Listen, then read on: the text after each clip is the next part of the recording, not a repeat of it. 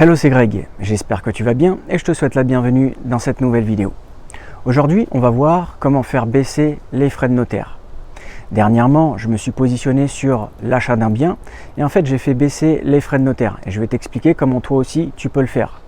C'était l'achat d'un ensemble immobilier.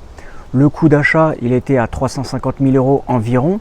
Et en fait, à côté de ça, il y aura des frais pour des travaux, vraiment des petits travaux, et également des frais pour le financement. D'ailleurs, je te partagerai une série de vidéos à ce sujet. Donc, n'hésite pas à t'abonner à la chaîne pour être tenu au courant des nouvelles vidéos que je vais poster. Je poste une vidéo tous les dimanches entre 18 h et 20 h. Alors là, je vais t'expliquer 2-3 petites astuces que tu vas pouvoir utiliser pour faire baisser les frais de notaire. Déjà, une première chose qu'il faut savoir, c'est qu'en fait, depuis 2016, tu pouvais faire baisser les frais de notaire en demandant une petite remise à ton notaire. Avant, en fait, tu pouvais faire une demande et il pouvait te faire une petite remise à 10%. C'était plafonné. En fait, ce qu'il faut savoir, c'est que quand tu vas payer des frais de notaire, tu vas avoir plusieurs choses qui sont comprises. Tu vas avoir des taxes, par exemple, qui vont aller à l'État et également, tu vas avoir une marge qui va revenir au notaire. Et en fait, ce que tu peux faire, ça peut être possible, c'est qu'en fait, ton notaire, il te fasse une petite remise. Donc, comme je te disais, avant, c'était plafonné à 10%. Et en fait, là, depuis janvier 2021, tu peux faire une demande. Et en fait, cette demande-là, elle peut être maximum à 20% sur les émoluments du notaire. Donc ça, c'est un petit détail à savoir et ça peut te permettre de gagner un petit peu, de faire des économies sur les frais de notaire. Une autre chose aussi à prendre en compte, c'est que ça peut être faisable uniquement sur des biens à plus de 100 000 €. Ça veut dire quoi? Ça veut dire qu'en fait, avant, comme je te l'ai dit, avant janvier 2021, les biens, c'était que des biens qui étaient à plus de 150 000 €. Et là, ils ont réduit un petit peu ça. Maintenant, c'est sur des biens qui sont à plus de 100 000 €. Une autre chose aussi pour pouvoir faire baisser les frais de notaire, et moi personnellement là c'est une astuce que j'ai utilisée, c'est en fait d'estimer les meubles. Quand tu vas visiter un bien immobilier, et bien si par exemple quand tu vas faire l'acquisition de ce bien là, il y a des meubles à l'intérieur, et quand je dis des meubles, ça peut être par exemple une cuisine, ça peut être par exemple de l'électroménager, ça peut être par exemple des meubles qui sont dans une salle de bain. Toi ce que tu vas faire, c'est que tu vas les estimer, alors soit un par un ou soit dans la globalité. Et en fait, le montant global des meubles, tu vas pouvoir les déduire du prix de vente. Alors, il y a deux choses à prendre en compte. C'est que normalement, ça, tu dois le faire et tu dois l'inscrire dans le compromis ou dans la promesse de vente. Ça, c'est une des premières choses. Et une seconde chose aussi, c'est que tu ne dois pas trop aller dans l'excès. C'est-à-dire qu'en fait, au maximum, ce que tu vas évaluer, ça doit être aux alentours des 5% du prix de vente. Enfin, quand je dis aux alentours, c'est maximum 5% du prix de vente. Si par exemple tu tournes aux alentours des 3 à 4%, normalement il n'y aura pas de souci. Mais entre toi et moi, si tu fais l'acquisition d'un bien qui va te coûter 300, 400, 500 000 €, tu ne vas pas non plus déduire 20 000 € de meubles. Tu vois ce que je veux dire? Si tu déduis quelques milliers d'euros, ce sera déjà quelque chose d'intéressant et ça pourra te permettre de faire baisser un petit peu les frais de notaire. Donc ça, c'est vraiment une deuxième chose que tu peux mettre en place pour faire baisser les frais de notaire. Une troisième chose aussi qui peut être intéressant, mais ça, attention, ça dépend de la situation. En fait, c'est quoi?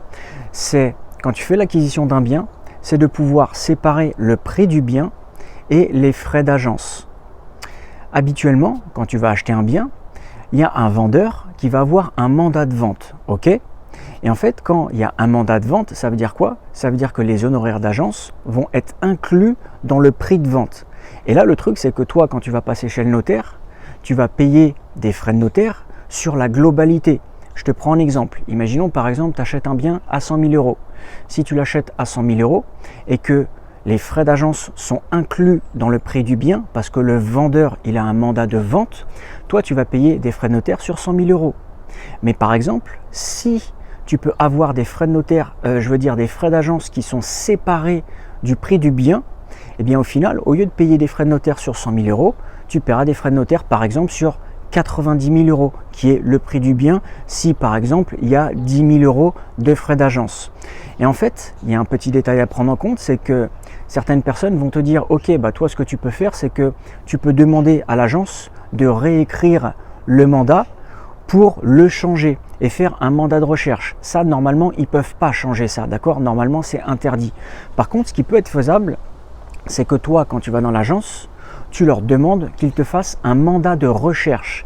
Et en fait, grâce à un mandat de recherche, tu pourras avoir un prix de vente qui sera séparé des honoraires d'agence, ok? Et c'est pour ça que tu pourras après par la suite payer des frais de notaire uniquement sur le prix du bien. Comme ça, quand tu as un mandat de recherche, en fait, tu peux payer des frais de notaire uniquement sur le prix du bien et non sur la globalité. Ça, c'est ce qui peut être intéressant aussi pour pouvoir faire baisser tes frais de notaire. Une autre chose qui peut être intéressant aussi, mais ça c'est uniquement dans certaines situations. Prenons mon exemple. Moi par exemple, je fais de l'achat-revente de biens immobiliers. C'est mon activité principale. Et en fait, quand je fais de l'achat-revente de biens immobiliers, je peux bénéficier de frais de notaire réduits. Un particulier, par exemple, quand il va se positionner sur un bien, il va payer des frais de notaire qui sont aux alentours des 7-8%. Et en fait, moi, je peux bénéficier de frais de notaire réduits qui sont aux alentours entre 2 et 4%. Pourquoi? Parce qu'en fait, je vais prendre l'engagement de revendre dans les 5 ans. Et ça, c'est quelque chose qui n'est pas négligeable. Je te laisse faire les calculs. Quand tu paies 2-3%, on va dire entre 2 et 4% de frais de notaire sur un bien qui peut te coûter 300, 400, 500 000 euros, c'est toujours plus intéressant que de payer entre 7 et 8%. Et ça, par contre, pour pouvoir le faire, il faut que tu prennes l'engagement de revendre dans les 5 ans. Donc tu vois, ça c'est plusieurs petites astuces que tu peux mettre en place pour faire baisser les frais de notaire selon un petit peu ta situation. Alors si tu veux en apprendre un petit peu plus sur l'activité d'achat-revente de biens immobiliers, n'hésite pas à cliquer sur le lien qui est dans la description. Moi je te remercie d'avoir regardé la vidéo jusqu'ici et je te dis à la semaine prochaine dans une prochaine vidéo. Ciao ciao!